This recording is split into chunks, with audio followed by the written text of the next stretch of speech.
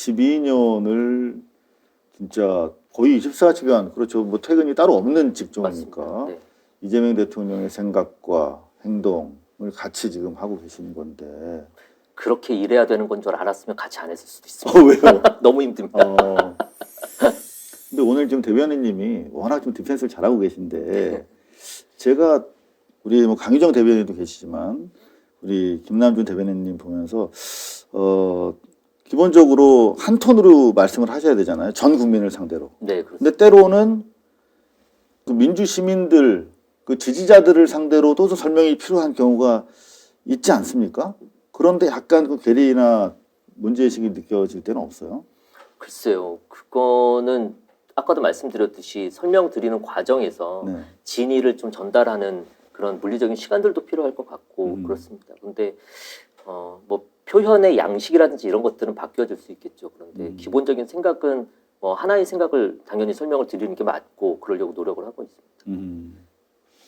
강유정 대변인님이랑 네. 지금 업무 분장은 잘 되고 있다고 생각하십니까? 저는 개인적으로는 잘 되고 있는 것 같은데 네. 남들이 보시기는 어떤지 모르겠습니다. 근데 저를 좀 배려를 많이 해주시는 것 같아요. 강유정 대변인께서. 예. 네. 실제로 지금 원래는 부속실에 계셨지 않습니까? 네, 그렇습니다. 부속실에서는 어떤 업무를 주로 하셨어요? 이 부속실이라는 게 그렇더라고요. 네. 그 대통령에게 보고되어지는 모든 그 보고 자료들 그리고 일정 조율들 이런 것들이 다 이제 부속실에서 하게 되는 네. 것이어서 일단은 뭐 검토해야 될 자료들도 어마어마하게 많고요. 그런 뭐 것들도 어떤 그 혹시 뭐 가능하시면 좀 어떤 자료를 검토해야 되는지. 쉽게 말해서 대통령이 보여오는 모든 자료들은 다 부속실을 거쳐서 간다고 보시면 됩니다. 그렇기 때문에 보고가 제대로 되어야 되지 않겠습니까? 대통령이 이해하시기 좋게 만약에 지난번에 지시사항이 있었는데 그렇게 누락돼서 보고되는 거면 대통령이 일을 2번 해야 되는 상황이 되기 때문에 그런 것들도 걸러야 되고 하다 보니 부속실에서는 그런 작업들 그러니까 뭐 전 영역 국정의 전 영역을 다 검토하고 그리고 보고가 제대로 되는지 확인하고 하는 역할들을 부속실에서 할 수밖에 없습니다. 그러면 효율적으로 일을 할수 업무가 있도록 비서실장이랑 겹치는 거 아니에요? 물론 이제 비서실장의 역할은 있죠. 이제 부속실이 그런 것들이 효율적으로 대통령이 일정을 소화하실 수 있게 24시간은 정해져 있는 거고 그 24시간 정해져 있는 시간 안에서 가장 효율적으로 일을 할 수 있도록 저희들이 부속실에서 그런 역할들을 해 나가는 거죠. 엄청나게 중요한 일을 그러니까 하고 일을 계시네요. 하자고 마음만 먹으면 정말 끝도 없이 해야 되는 게 부속실 일이더라고요. 근데 부속실장으로 계시다가 대변인으로 네. 사실 오래전에 이제 이동이 준비가 되어 있었다라고 얘기를 들었거든요. 네. 가시고 싶었습니까? 저는 이건 뭐 개인적인. 글쎄요. 뭐 일장일단이 있는 것 같아서 부속실이라는 거는 사실 24시간 대기해야 되는 일이거든요. 부속실이 24시간 항시 대기를 해야 되는 것이라면 대변인은 24시간 어떤 사건 사고가 발생할 때 국정의 현안이 발생할 때 그때마다 이제 대응을 해야 되는 좀 대응해야 될 얘기들은 아젠다들은 조금씩 다르지만 24시간 가동돼야 되는 부분들은 양쪽 다 동일한 것 같아요. 뭐 그런 차원에서 이거 해도 힘들고 저거 해도 힘드니 주어진 일 그냥 열심히 하자 그러고 있습니다. 네, 특별히 업무 강도라든가 네. 내용이 크게 다르진 업무 않았다. 내용은 조금 다르겠지만 강도 면에서는 비슷한 것 같습니다. 자, 이제 대변인으로 오셔가지고 네. 저는 사실은 우리 그 대변인님을 옛날부터 사실 알고 있었던 분인데 저만 그런 게 아니라 네. 이 중앙 매체 기자들과 대중에게 전면적으로 이렇게 자신을 드러낸 게 사실 처음이잖아요. 근데 저뿐만 아니라 많은 분들이 놀래더라고요. 저렇게 말씀을 잘하시고 저렇게 정리가 잘 되신 분인가? 그런 감사합니다. 반응 좀 들어보셨죠? 많이 못 들어본 것 같습니다. 제가 실제로 여러분들이 이제 기자회견하는 장면들 이제는 다 공개가 되니까 네, 네. 상당히 언어가 정돈되셔가지고 저렇게 잘하시는 분이었나 저는 사실 개인적으로 깜짝 놀랐습니다. 지켜봐 주셔서 감사합니다. 네, 재미는 있으세요? 아주 부족한 게 많아서 공부하는 기분으로 하고 있습니다. 근데 원래 어떻게 대변인 인연을 처음에 맺으신 거예요? 지금 제가 보면은 성남시부터 대변인 하셨잖아요. 그렇죠. 제가 처음 사실은 성남시에서 그 지역 방송 기자, 케이블 방송 기자를 하면서 네. 그때 당시에 취재원대 기자 관계로 처음 대통령과 이제 만났었고요. 그게 2005년, 지금 우리처럼 6년 그렇습니다. 예, 그렇게 만났었고 그때 당시에는 이제 성남시에서 인권 변호사 그다음에 또 사회 운동을 하던 그 일종의 제야 인사였었죠. 그 이후에 이제 2010년도에 성남시장으로 당선이 되고 그때 또 공교롭게 제가 마크맨을 했었어요.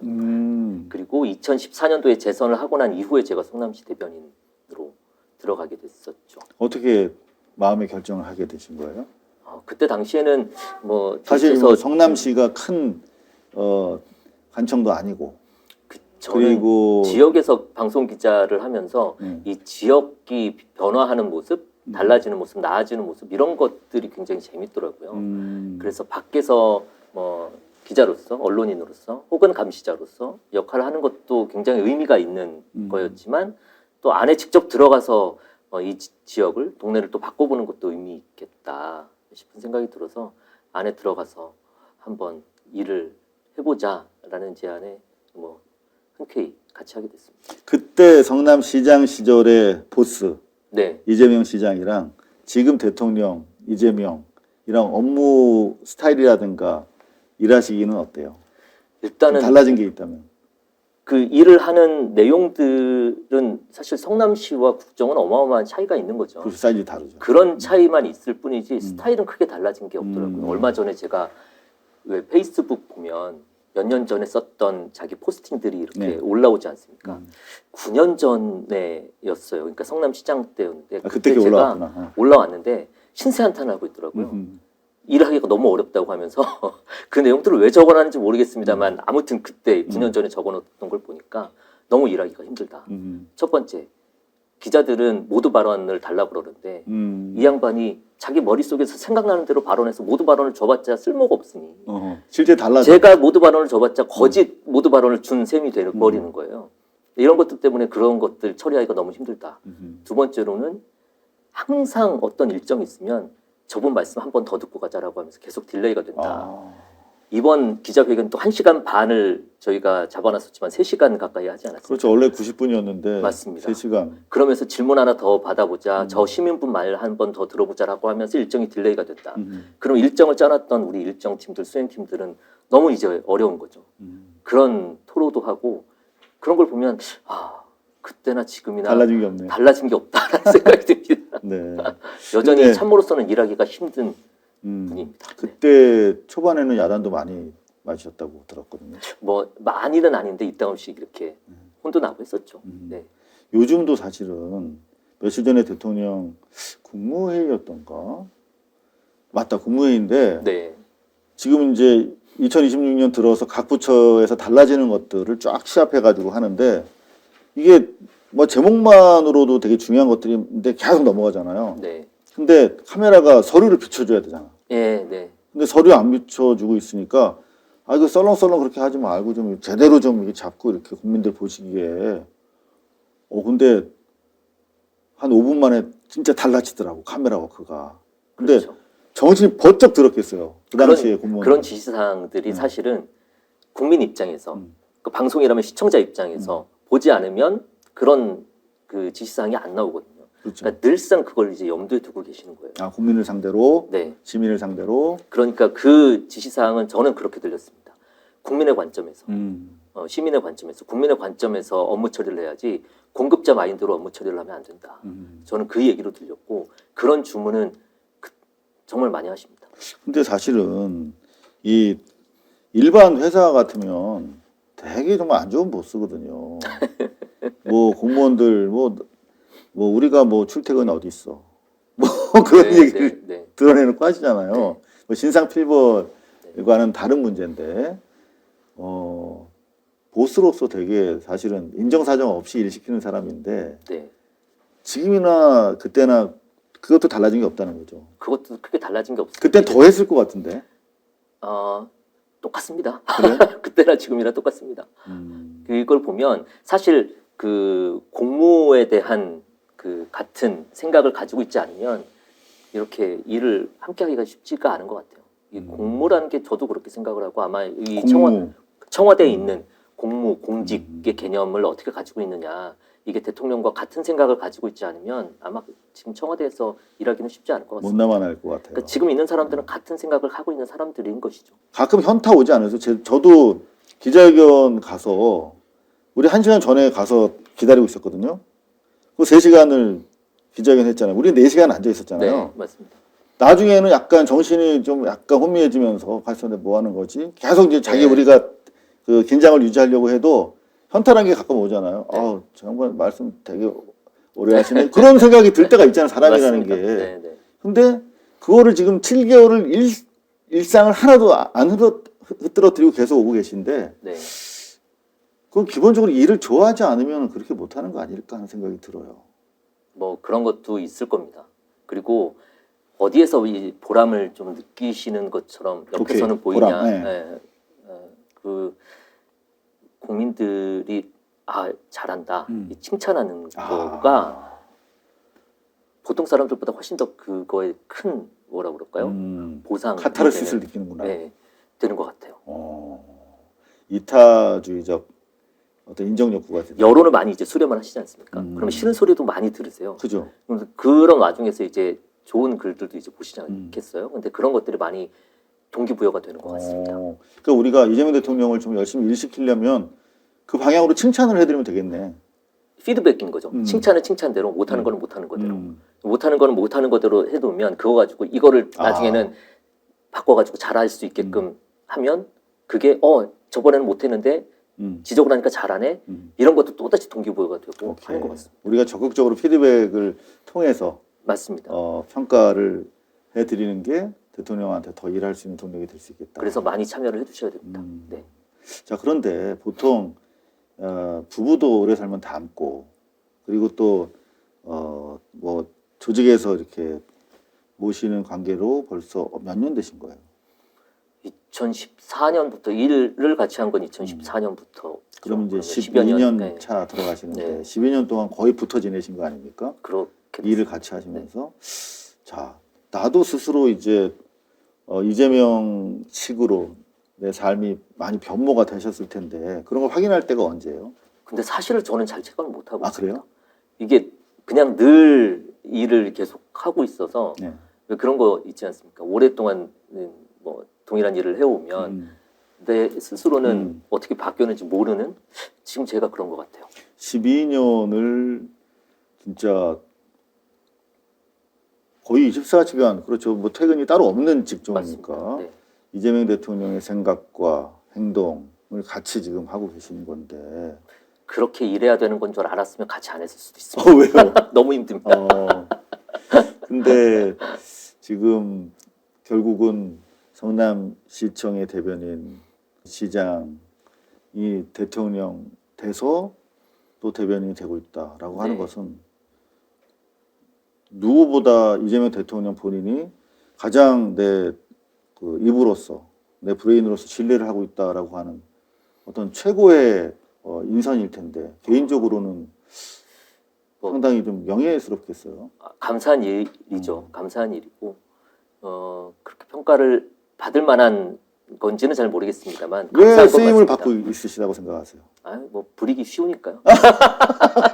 이를테면 뭐 쉽게 그 예스맨이라는 말씀이세요? 그러지는 않는데요. 그리고 그렇게 예스맨이 되지 말라는 얘기들을 참모들한테 많이 하시고 그러지는 않는데 뭐 쉽게 언제든지 뭐 얘기를 할 수 있고 밤에도 연락을 할 수 있고 뭐 그런 것들 때문 아닌가 싶습니다. 근데 제가 옆에서 이렇게 지켜뵀을 때 꽤 오랫동안이지만 대통령이 왜 쓰실까 하는 그런 질문을 저도 가끔 해볼 거 아니겠습니까? 네. 근데 참 겸손하시다. 그리고 차분하고 매우 좀 논리적이다라고 하는 생각을 많이 했습니다. 오랫동안. 감사합니다. 네, 아마 그 부분 때문에 대통령이 쓰고 계시지 않을까. 뭐 그것까지는 잘 모르겠습니다. 쉬워서 쓰실 거예요. 자, 그런데 이제 작년 크리스마스 때 물론 대변인이라서 수행차 가신 건 알겠는데 예배를 개항해서 드렸어요. 네. 그리고 이제 많은 이야기가 나옵니다. 이를테면 뭐 차출론, 출마론 뭐 이런 것들인데 좀 솔직하게 좀 얘기해 주실 수 없을까요? 이 대변인이라는 자리가 네. 모든 것을 다 말씀드릴 수는 없는 자리이고 청와대를 대신해서 또 음. 대변을 해야 되는 역할이 있지 않습니까? 제가 지금 드릴 수 있는 말씀은 아까도 해주셨듯이 당번 대변인이었어요. 그래서 대변인의 역할 당시에도 충실하게 한 거고 지금도 뭐 충실하게 하고 있다 이렇게 네. 말씀드리겠습니다. 그럼 뭐 저 출마와 관련해서는 뭐 지금은 뭐 대변인 역할 열심히 하고 있다 네. 그렇게 말씀드리겠습니다. 송영길 전 대표가 사실은 대통령한테 내주신 지역구이기도 한데 네. 송영길 대표가 이제 법적으로 클리어가 되시면 거기로 나오셔야 된다 뭐 이런 또 주장을 하시는 분도 제법 많이 계시거든요. 네. 뭐 그 사실 뭐 이제 내주고 안 내주고는 이제 국민들께서 이제 판단을 하실 부분이기는 한 것 네. 같고요. 그와 별개로 송영길 대표님은 저 개인적으로는 굉장히 뭐라 그럴까 그 후배들에게 귀감이 되는 분이고 정말 어려운 일을 마다하지 않고 해내시는 분이지 않습니까? 그래서 그런 용기, 그다음에 열정 그런 것들을 아직도 가지고 계신 분들이 정말 흔치가 않은데 정말 대단한 정치인 그리고 후배들이 닮아가는 부분들을 앞서서 길을 좀 열어주시기도 하는 뭐 그런 분이십니다. 그럼 그분이 개항을로 다시 돌아가시면 좋겠다 이런 취지이십니까? 뭐 거기에 대해서는 제가 평가할 문제는 아닌 것 같습니다. 왜냐하면 아까도 네. 말씀드렸듯이 그 부분을 국민들이 판단하실 네. 분들이니까요. 자, 국민들의 판단으로 또 우리가 넘겨야 되는 부분이다 이런 말씀이신 것 같습니다. 분명한 거는 저는 지금 대변인 역할에 충실하고 있다. 이 말씀 알겠습니다. 다시 한번 강조드립니다. 네.